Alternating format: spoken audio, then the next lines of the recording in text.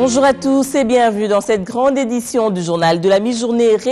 Répartition équitable de temps d'antenne, affiches, des effigies et autres banderoles durant la prochaine campagne électorale ont fait l'objet d'harmonisation des vues entre la Commission électorale nationale indépendante et le Conseil supérieur de l'audiovisuel et de la communication.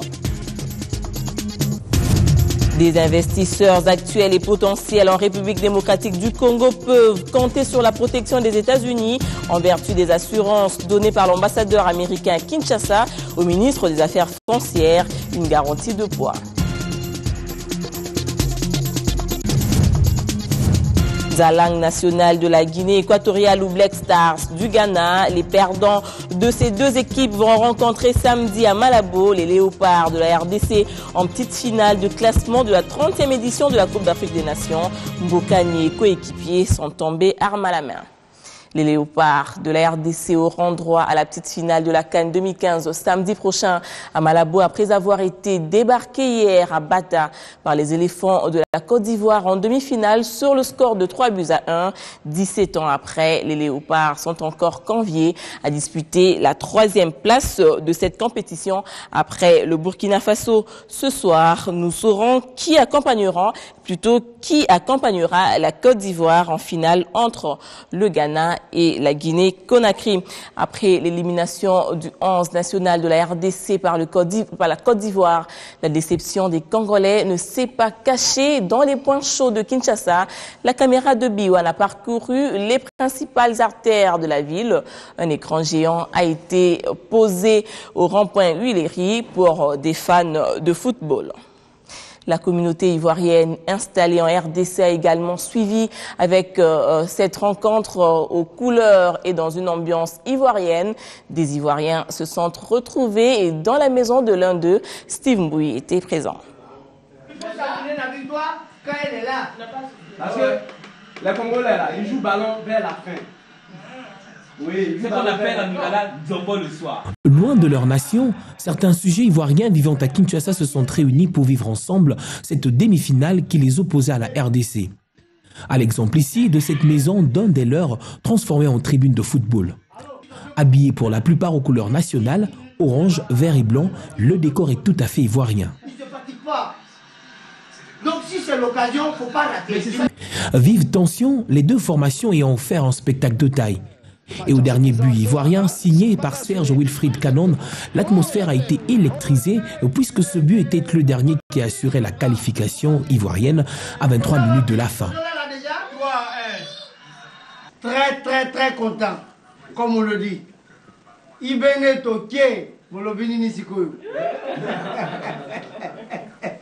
En fait, c'est la joie. Nous sommes venus vous gagner ici. 2-1, vous êtes allés nous gagner 4. Aujourd'hui, c'est notre tour de gagner. La joie est immense. Nous attendons à une finale entre la Côte d'Ivoire et le Ghana. Défaite de la RDC, certes, mais les mérites sont à son honneur, les Léopards s'étant démarqués par leur jeu. Merci à l'équipe congolaise, parce que vraiment, on a vu une équipe vraiment en verve, qui a vraiment donné des frayeurs à l'équipe ivoirienne. Bon, c'est vrai qu'on a gagné, mais il faut reconnaître que la RDC aussi n'a pas démérité. C'est une équipe qui peut aller loin. La Côte d'Ivoire a gagné seulement parce qu'elle a plus d'expérience individuelle. Sinon, les deux équipes se valent. Le prochain adversaire n'est pas encore connu, mais déjà, on se prépare ici à Kinshasa pour vivre cette grande finale qui aura lieu ce dimanche. Et l'adversaire de la Côte d'Ivoire verra bien qui a mis l'eau dans le coco. Vous gagnez, après nous on gagne, après vous gagnez. Malheureusement, c'est tombé sur la demi-finale. Pour tirer la leçon de ce résultat, nous parlons avec Stone Loco. Bonjour Stone. Bonjour. Alors dites-nous, quel bilan pouvons-nous dresser au vu de la performance des Léopards? Un bilan au-dessus de la moyenne, il faut le dire. Pourquoi? Parce qu'on avait tous l'idée que les Léopards allaient jouer juste 3 matchs et rentrer à la maison, mais ils nous ont prouvé le contraire. Ils ont joué 3 matchs, ils ont fait match nul. En quart de finale, on a laminé les Congo-Brazzaville par 4-2. Et hier, on l'a tous vu, on a joué face à une grande Côte d'Ivoire, une équipe qui était bien en place, qui nous a mis très à mal, bien qu'on a qu'on est revenu au score, mais c'était pas facile pour nous. Et la Côte d'Ivoire a joué plus que nous, donc on a perdu le match. Donc les bilans pour l'équipe et le coach, en tout cas, c'est vraiment au-dessus de la moyenne. Et serait-ce satisfait place pour les Léopards? Ça va faire quand même 17 ans. Non, mais la troisième place, là, on doit tout faire pour l'arracher, comme on l'a fait à 98 au Burkina Faso, puisqu'on a intérêt, parce que on a déjà rêvé de remporter la finale, on n'a pas pu. Donc là, on va jouer la petite finale le samedi. Si les Léopards parvenaient à remporter cette troisième place, ça sera une très bonne chose pour toute la population congolaise. Et que faut-il faire pour consolider la dynamique mise en place par les Léopards de RDC?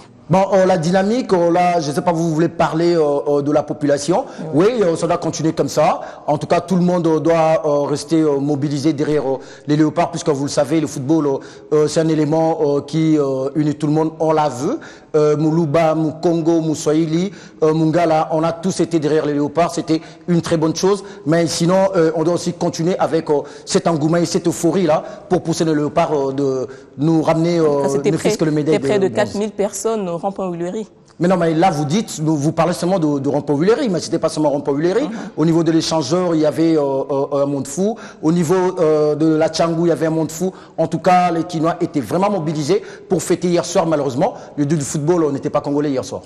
Merci beaucoup, Stone Loco, pour toutes ces précisions. C'est à moi de vous remercier. Bouclons cette page de football avec la campagne de camp d'épargne fidélité V-Club à la Rabobank. 2 mois après son lancement, des supporters se prennent d'assaut des succursales de la banque, comme hier à Massina.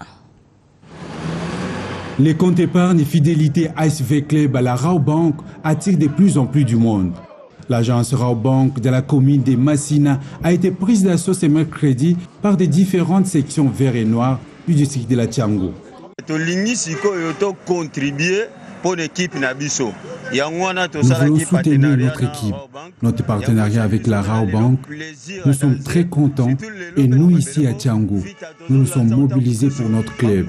Je crois que dans les années à venir, Vita sera une grande équipe en Afrique et même dans le monde. Des longues files d'attente étaient visibles, des supporters venus ouvrir les comptes d'épargne fidélité ASV Club. Un compte qui permet aux supporters d'avoir leur carte bancaire aux couleurs de leur club, qui donne droit à une carte des membres de l'ASV Club. J'appelle toutes les femmes qui se considèrent véclubiennes à ouvrir leur compte ici. Avec ça, je confirme qu'on pourra même acheter Neymar, dit cette femme. Avec cette initiative, le club de la capitale tend vers sa modernisation. Fermons la parenthèse de football pour l'actualité du jour, commentée par le porte-parole du gouvernement dans sa conférence de presse au cours de laquelle il a dénoncé l'intoxication véhiculée par des réseaux sociaux durant les derniers troubles vécus dans certaines villes du pays autour de la loi électorale.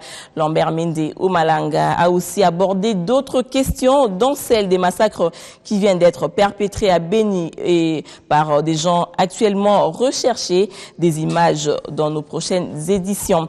L'avenir politique s'articule autour des élections et à cet effet, le secrétaire général de l'UDP s'est allé hier à la rencontre de la commission d'intégrité et de médiation électorale en vue d'une convergence de positions sur l'organisation future des scrutins.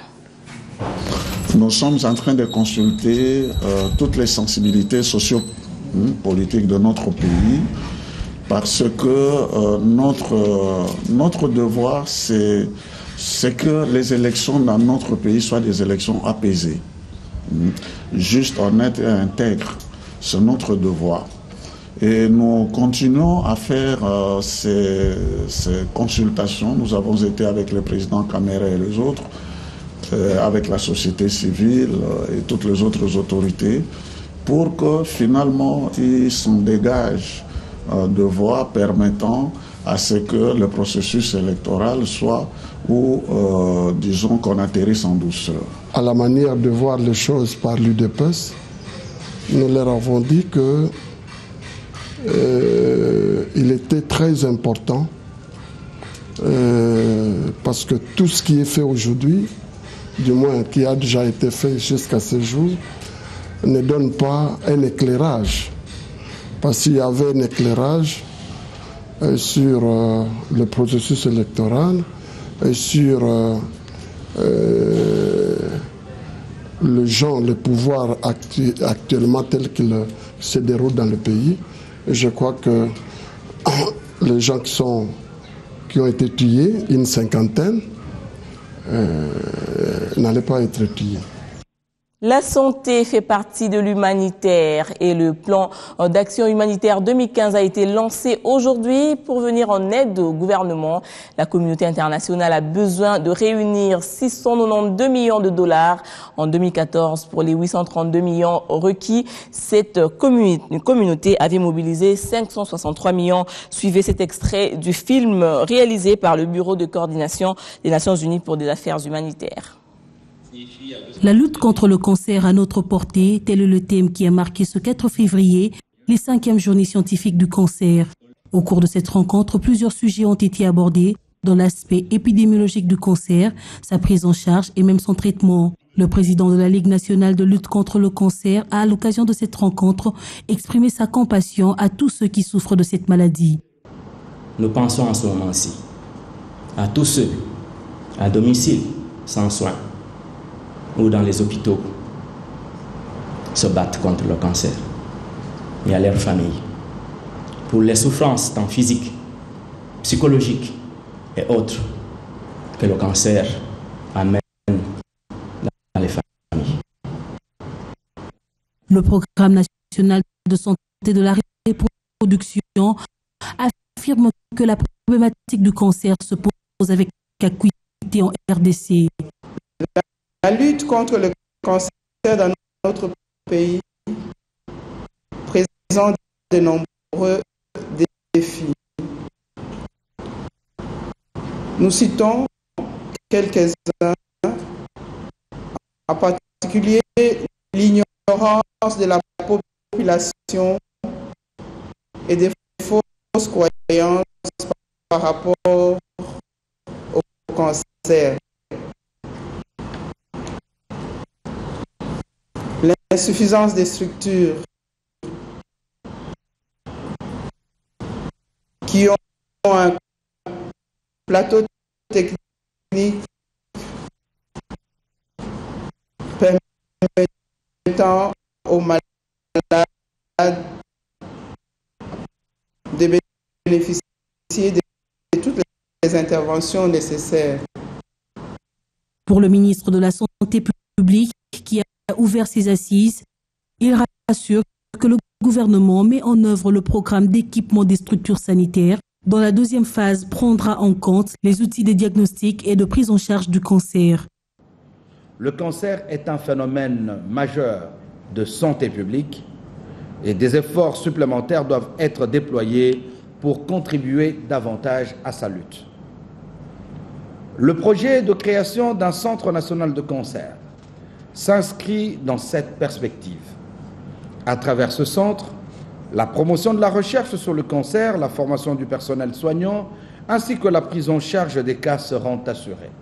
Notez également qu'en plus de cette journée scientifique, plusieurs autres activités sont prévues, notamment pour évoquer les effets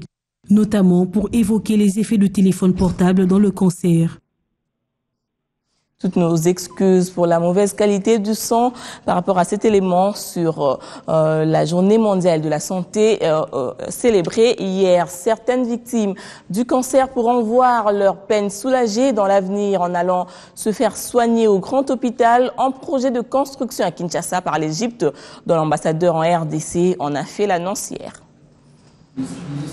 Le diplomate égyptien a loué l'hospitalité du peuple congolais, ses potentiels et les efforts des autorités de la République pour le développement du Congo démocratique. Ainsi, dans le cadre de cette vision pour l'émergence, l'ambassadeur d'Égypte, Annie Salah, a annoncé le soutien de son pays dans l'agriculture, l'assainissement et la conservation de l'environnement et des ressources hydrauliques que la RDC partage avec l'Égypte dans le bassin du Nil. On a aussi présenté à la côte congolaise une note conceptuelle pour la coopération Sud-Sud entre la République arabe d'Égypte et FAO pour les profits et le développement des pays africains. Dans le domaine de la santé, l'Égypte vise loin. La construction d'un grand centre hospitalier moderne à Kinshasa, où les soins seront assurés par un personnel médical égyptien qualifié. On discute maintenant avec le ministère de Santé publique pour établir un centre médical égyptien là-bas, financé par le gouvernement égyptien avec les médicaments égyptiens, les médecins égyptiens et l'équipement égyptien. Je crois que ce projet, ça a duré 1 année et demie, 2 ans, et j'espère en fin de mon mandat, on va ouvrir cette centre. La République arabe d'Égypte compte parmi les pays africains avancés dans le domaine médical.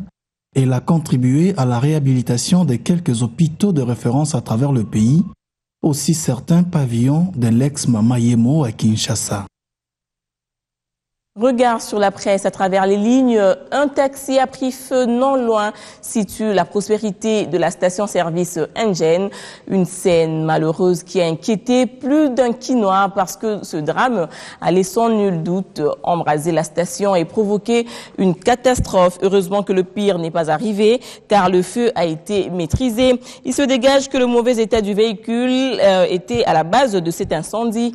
Au regard de ce qui s'est passé, le gouvernement provincial est invité à veiller au grain sur l'état des engins qui circulent dans la ville de Kinshasa. Une garnison de Pointe d'Ivoire a été saisie, déplore la République, par la police à Kinshasa, dont la majorité était taillée. Cette garnison implique la mort de plus de 15 éléphants. Les responsables de l'Institut congolais pour la conservation de la nature dénoncent l'existence d'un réseau comprenant des sujets congolais et vietnamiens. D'ici une quinzaine d'années, si les efforts ne sont pas fournis, l'éléphant disparaîtra de la RDC. On n'aura plus que 10 000 éléphants à travers le pays. Pourtant,